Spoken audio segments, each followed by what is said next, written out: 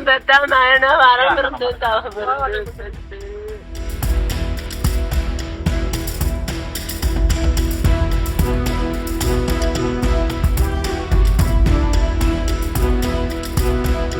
மதுரை மாவட்டம் கள்ளந்திரியில் அடிதடி வழக்கில் தொடர்புடைய செல்லப்பாண்டி என்ற இளைஞர் மர்ம நபர்களால் வெட்டி கொல்லப்பட்டுள்ளார். உயிருக்கு பயந்து அருகில் இருந்த மளிகை கடைக்குள் ஓடி ஒழிய முயன்றவரை கடைக்குள் வைத்தே அந்த கும்பல் வெட்டி கொன்றுவிட்டு தப்பி ஓடியது.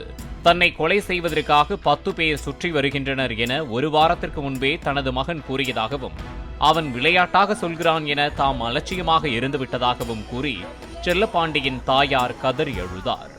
என் பிள்ளைய குடஞ்சிருக்காங்கப்பா. என் பிள்ளை என்னப்பா தப்பு பண்ணுச்சு? யார் செத்த எடுத்துச்சு? யாருக்கு கொண்டு?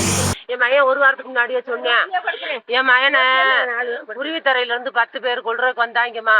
என்னைய பேசி சமாதானம் பண்ணி விரட்டிட்டாங்கம்மா அப்படின்னு சொன்னேன். என் மகன் விளையாட்டுக்கு சொல்றானாக்க முடியும். எத்தனையா விட்டுட்டுப்பா.